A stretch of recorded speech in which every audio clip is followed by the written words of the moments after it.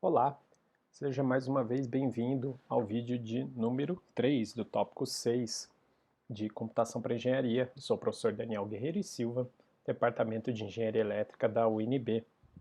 Estamos agora na parte de mais exemplos. Já vimos, na verdade, já vimos um primeiro exemplo no arquivo limites.cpp para discutir um pouco da questão do uso correto de índices para referenciar posições dentro de um vetor dentro do intervalo válido e definido pelo tamanho declarado daquele vetor, mas agora vamos ver exemplos práticos de uso de vetores. Então, o primeiro exemplo, na verdade, é um exemplo antigo. A gente já praticou esse tipo de exemplo em tópicos passados, mas agora vamos explorar com o uso de vetores. Exploramos de maneiras distintas anteriormente, agora vamos trabalhar em cima de vetores. Vamos, de novo, então, olhar para o problema do cálculo da média e do desvio padrão de uma lista de notas. Mas no caso aqui eu estou passando uma lista que pode ser relativamente grande, no máximo 100 notas podem ser inseridas via teclado para esse programa. Então eu tenho que fazer, com base nessa lista de notas previamente lida, o cálculo e exibição na saída padrão dos valores de média e de desvio padrão. A média é simplesmente a soma das notas dividido pelo número de notas lidas, e o desvio padrão é uma estatística um pouquinho mais complicada, em que eu pego e faço a soma dos desvios quadráticos, essa expressão aqui de dentro, que eu pego cada nota, tiro a diferença dela em relação à média pré-calculada, elevo ao quadrado, e aí faço a média aritmética desses desvios quadráticos e, por fim, tiro a raiz quadrada desse valor de magnitude quadrática. Muito bem, então vamos ver aqui um algoritmo na forma de fluxograma para eu trabalhar esse problema. Então reparem que agora eu não preciso fazer o cálculo de média ou de desvio padrão concomitante à leitura das notas, como havíamos visto em, nesse mesmo exemplo, só que explorado no tópico 5, no tópico sobre comandos de repetição. Agora a gente pode primeiro fazer um processo de leitura das notas, que é justamente essa etapa aqui. Então, nessa etapa, eu estou fazendo a leitura das notas e armazenamento em um vetor. Vejam só, eu primeiro obtive o número de alunos n, ou seja, embora o n seja um número que no limite é 100, não quer dizer que o usuário vá digitar obrigatoriamente 100 notas. Ele vai informar, por exemplo, quero trabalhar com 10 alunos. Então, a primeira etapa é a leitura da entrada padrão, a consulta através da entrada padrão do número de alunos a terem as notas cadastradas. Essa informação vai ser registrada nesta variável n, e aí agora a gente vai entrar num processo aqui de repetição, em que eu vou verificar se eu já fiz a leitura de n notas, se eu ainda não fiz, eu faço a leitura da nota do aluno I e depois incremento a quantidade de notas que já foram lidas. E aí sim eu volto a verificar se atingi daí o total de notas lidas igual a n. Quando esse total é atingido, eu vou para a próxima etapa, que é essa etapa descrita nessa parte do nosso fluxograma, que, reparem, também vai envolver um processo de repetição. No caso aqui, eu estou fazendo o cálculo daquela expressão de soma das notas, justamente a expressão que vai nos levar para a média, para o resultado da média aritmética das notas. Então, eu pego e faço uma soma de notas e eu tenho que somar a quantidade igual a n de notas. Enquanto isso não ocorre, eu faço a soma da nota do aluno I na variável que está totalizando esse somatório e conto uma nota a mais com a leitura, com o somatório realizado. E aí sim volto a verificar se essa soma compreende já o total de N notas.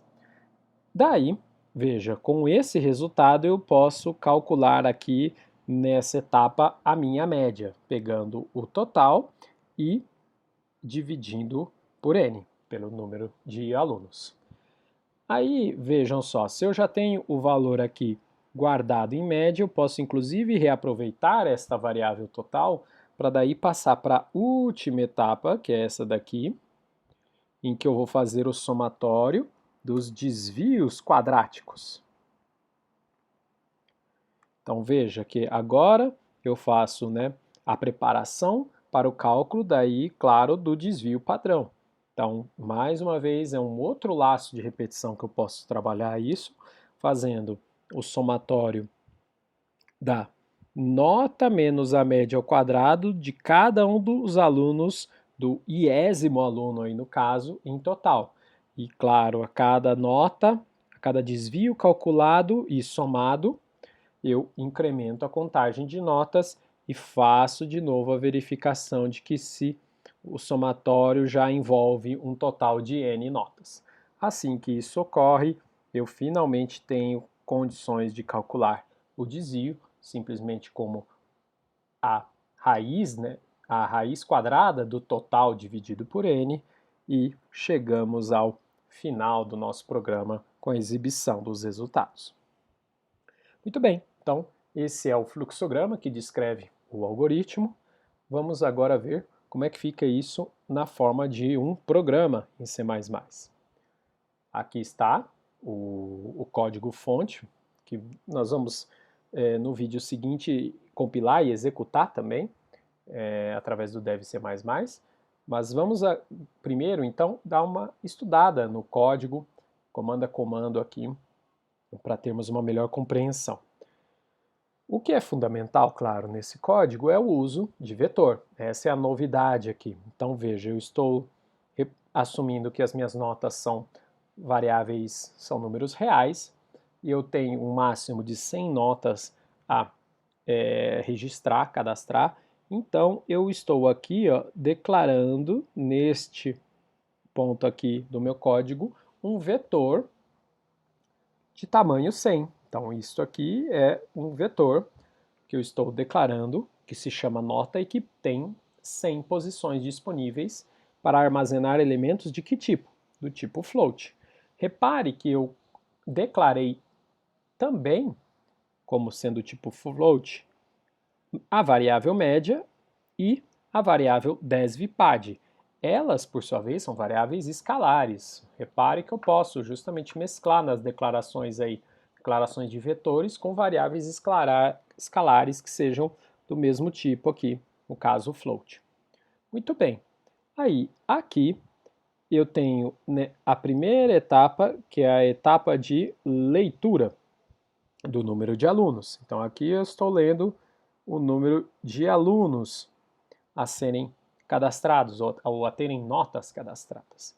E aí aqui mais um exemplo, como eu falei, né, o comando for é muito utilizado junto com vetores, e está aqui mais um exemplo de uso do comando for para que eu faça a leitura dos N alunos, das N notas. Então veja, eu faço daí um comando aqui de impressão só para o usuário, no sentido de mostrar uma mensagem ao usuário solicitando a nota do aluno. Eu somo 1 aqui na variável i para deixar a informação mais amigável para o meu usuário. Afinal, o i começa em 0, então o primeiro aluno, ao invés de eu mostrar nota do aluno 0, eu vou mostrar nota do aluno 1, 0 mais 1. Ao invés de mostrar nota do aluno 1, eu vou mostrar nota do segundo aluno, 1 mais 1, e assim por diante. Então eu só estou deslocando de uma posição, né, na mensagem de solicitação ao usuário do programa para que fique numa forma mais amigável. Mas o que é importante aqui nesse comando for é esta operação aqui. que é a operação de leitura do teclado de um valor, e esse valor vai ser capturado para nota na posição I, ou seja, eu vou guardar na posição I, e essa posição começa em 0, depois vai para 1, depois 2, 3, 4, até o valor n-1. Então, por exemplo, se n é igual a 10, significa então que eu vou registrar notas nas posições nota 0, nota 1, nota 2 até nota 9. 10 notas nas posições de 0 até 9. Então, aqui eu estou fazendo a leitura das notas, guardando no meu vetor, e aí neste segundo comando for, eu faço o cálculo da média. Fazendo de que maneira? Eu zerei a variável média aqui em cima, lembrem-se disso, e aí aqui eu vou fazendo o somatório de nota a nota na variável média. Então eu pego o valor de média atual, somo com o valor da nota na posição I e atribuo, sobrescrevo como novo valor da variável média. Ao fim, depois, desculpa, isso aqui não é um único comando for. Deixa eu fazer uma correção aqui. Veja, o comando for é só esse, né, esse trecho aqui, o cabeçalho do comando for, assim como o comando de soma. A operação na linha 19 aqui, ela é fora do for, né, não temos chaves no comando for, então ela é feita somente depois do seu encerramento. E aí o que eu vou fazer? A variável média já está com o valor acumulado, somado de todas as notas. Agora eu faço somente a divisão por n para ter, de fato, o valor da média aritmética. O mesmo raciocínio é empregado aqui no comando for das linhas 21 e 22. Só que agora eu trabalho com a variável desvipad, que também começou zerada aqui no início da declaração do programa. E aí claro, aqui eu também acumulo não mais a nota, mas os desvios quadráticos dessa nota em relação à média. Pego então e faço a diferença da nota para a média, que já está calculada aqui na linha, pré-calculada na linha 19, e aí eu tenho os valores da soma dos desvios quadráticos, basta agora eu dividir por n e tirar a raiz para ter de fato o desvio padrão calculado. E então encerramos o programa com a impressão dos resultados. Muito bem, esse foi o primeiro exemplo. Vamos ver um segundo exemplo de uso de vetores. Imagine que você quer representar um determinado polinômio. Por exemplo, 3x ao cubo mais 2x ao quadrado menos 7x mais 16 igual a zero, né?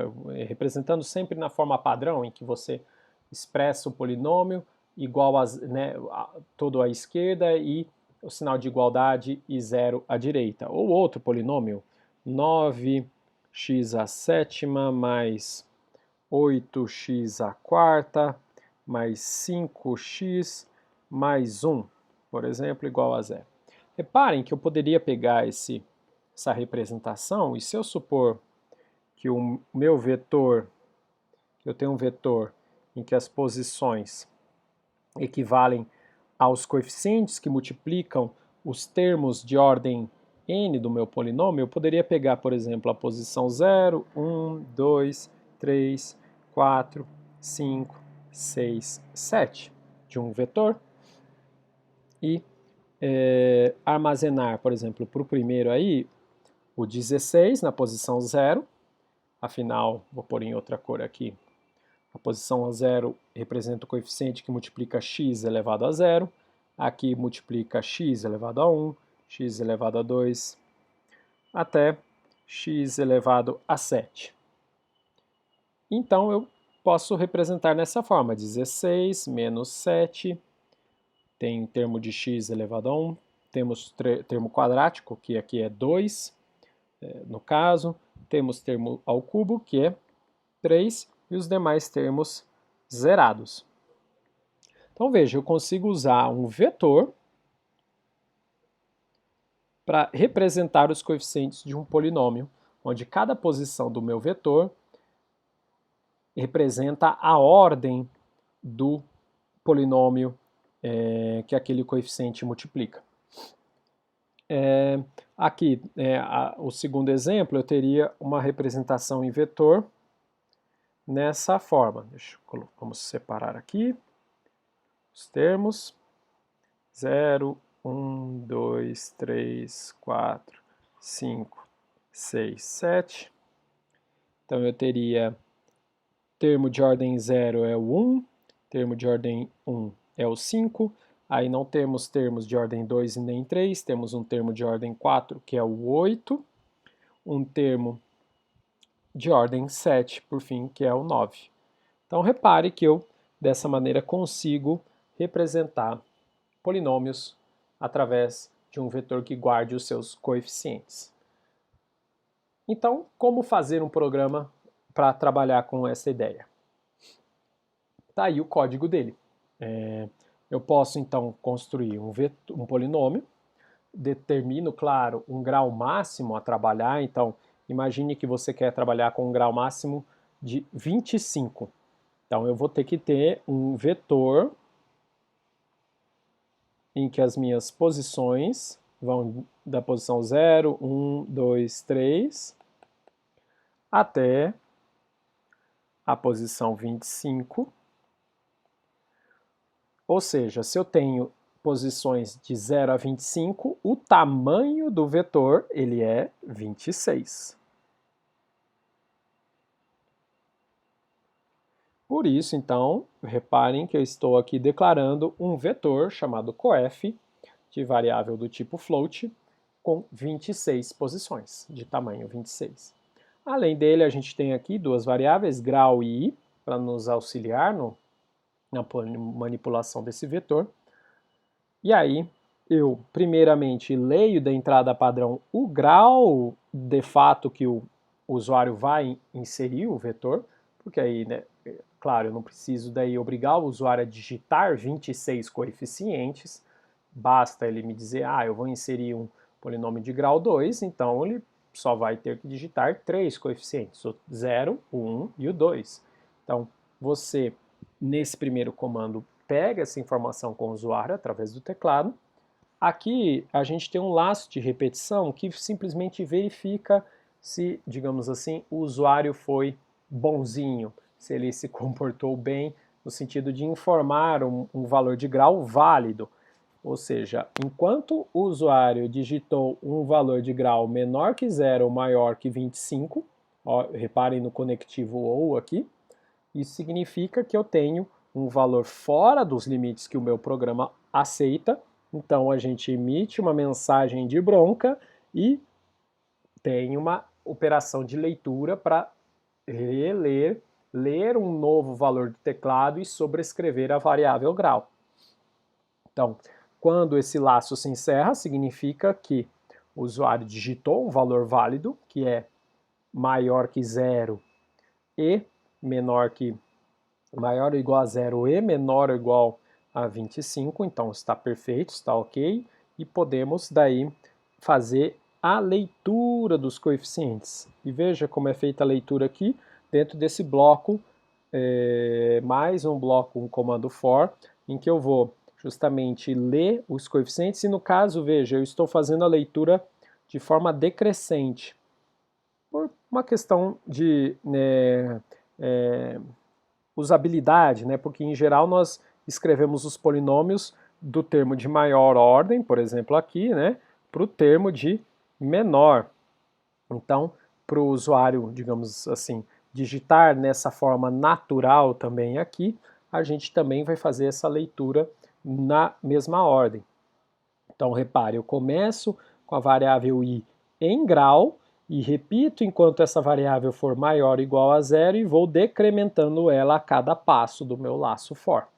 E a cada passo do laço for eu executo o comando de leitura do teclado de um valor float a ser armazenado justamente na posição i do vetor de coeficientes do polinômio. Feito isso, agora eu vou para uma etapa de impressão do polinômio, uma impressão, digamos assim, em forma bonitinha, né, de forma completa, nesse estilo que está aqui esse exemplo.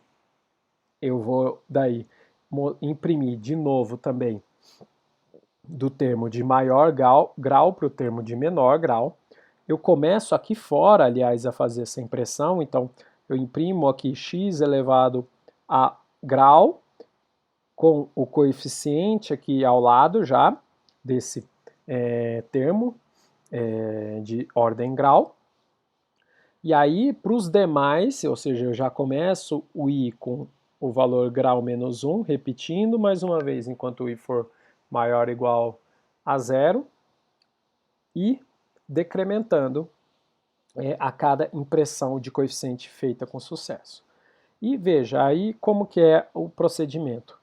Se o coeficiente é diferente de zero, eu imprimo. Não precisaria, né, imprimir todo o coeficiente, inclusive aquele que é nulo. Eu só imprimo se ele for diferente de zero. E se ele for positivo, aí eu coloco um sinal de mais antes dele, a expressão do coeficiente e daí sim x chapéu, o grau que está sendo, né, justamente armazenado na variável i, que é a variável que está iterando. Caso contrário, ele seja negativo, vem o sinal de menos. Eu não preciso imprimir duas vezes o sinal de menos, por isso que eu inverto aqui o sinal que está no vetor coef. E mais uma vez vem x chapéuzinho, o grau que está na variável i. Então, dessa maneira, eu fiz um programa que lê uma sequência de coeficientes e exibe o polinômio equivalente a essa sequência de coeficientes de um determinado grau. Vamos para o outro exemplo, que também é um exemplo muito comum de situação e de operação a se realizar em vetores, que é o problema de busca. Ou seja, buscar um determinado valor, encontrar um determinado valor num vetor. Se a gente não tem nenhuma informação a priori nesse vetor, que tipo de informação eu poderia ter? Eu poderia ter a informação de que esse é um vetor que está com os seus elementos seguindo uma determinada ordem. Ordem numérica, crescente, decrescente, ou ordem alfabética, se é um vetor de caracteres, e por aí vai. Se você não tem esse tipo de informação, a forma direta de se resolver isso é simplesmente a busca linear ou busca sequencial, em que eu vou justamente da posição inicial até a final, acessando o elemento a elemento do meu vetor até eu encontrar o valor desejado. Essa é a estratégia que tem que se seguir. Então, uma operação muito importante, muito comum de se fazer dentro de um vetor. E como é que a gente faz isso em C++? Tá aí um primeiro exemplo de programa que recebe uma lista de 10 números inteiros. Então tá aqui, né? Eu faço a leitura de 10 números inteiros, faço essa leitura dentro de um vetor chamado lista, que tem tamanho 10 também, leio do teclado, elemento a elemento, e aí depois eu faço a leitura de um outro valor no teclado na variável chave. E aí eu realizo um processo de busca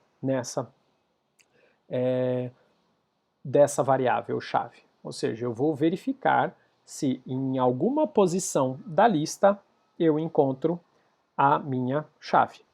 Então, o que eu tenho que fazer? Então, imagine aqui o meu vetor com as posições. Eu vou começar o meu contador i aqui na posição que eu vou chamar de 0, 1, 2, 3, 4, 5, 6, até a posição 9, né, no caso de um vetor com 10 elementos. Então eu tenho a minha variável chave aqui, e eu tenho que, para cada posição, comparar o elemento que está aqui com chave. Eles são iguais? Sim ou não? Se eles não são iguais, i vai para o próximo e faz a comparação. Se são iguais, eu encerro aqui. Se eles não são iguais, e tem que ir para o próximo e fazer a comparação. Pulei, acho que mais um. Ou seja, você vai tendo que fazer essa comparação elemento a elemento até encontrar. Ou, pensando de outra forma, eu tenho que fazer esta comparação enquanto o que eu estou comparando é diferente do que está em chave. Então, enquanto o lista aí é diferente de chave, eu tenho que andar com a minha variável i. Eu tenho que fazer com que ela visite a posição seguinte do meu vetor. Essa é a ideia desse laço de busca aqui, desse comando de repetição, que veja só, não tem, na verdade, não tem nenhum comando submetido a ele. Você só está executando o cabeçalho do laço for. E o que esse cabeçalho faz? Então, inicie i em 0, repita enquanto a lista na posição i for diferente do valor de chave e o valor i for menor que 10, ou seja, você não atingiu o fim do vetor. E repito o quê? Só essa comparação mesmo. E depois disso, já deu o passo para o próximo i. Por isso que eu termino aqui, ó, o meu código o comando for já com ponto e vírgula, sem abrir para comando nenhum. Então vejam só que com esse laço for, como fica simples o processo de busca. E aí, de duas uma, esse comando for vai se encerrar ou porque você atingiu o final do vetor, porque veja, é uma condição de repetição envolvida por um end. Então basta que uma das duas se torne falsa, a primeira condição unida pelo end aqui, que se tornar falsa, já torna toda a expressão lógica aqui falsa e encerra o laço for. Ou seja, ou você chegou ao final do vetor, o seu i atingiu o valor 10, ou você encontrou chave em alguma posição i de lista. Uma dessas situações irá acontecer primeiro. E aí, com base nisso, você conclui se encontrou ou não. Se você encontrou chave, concordam que i vai ter um valor menor do que 10. Você vai, no mínimo, encontrar chave na posição 9 da lista, ou antes. Então, por isso que uma forma de concluir que o elemento está presente na lista é verificar justamente se o valor de i ao fim do laço for, após a execução do laço for, da linha 18, está valendo 10. Se isso for verdade, opa, maravilha, a busca foi bem sucedida, o elemento-chave está presente na lista. Caso contrário, significa justamente que você passou pelo laço inteiro com essa condição aqui de diferença entre os valores se permanecendo e, portanto, o elemento representado pela variável chave não está presente na lista. Bem, aqui a gente tem uma alternativa a essa implementação no laço de busca, digamos assim, uma alternativa mais didática, em que eu trabalho agora com uma variável booleana para indicar se eu encontrei ou não a chave.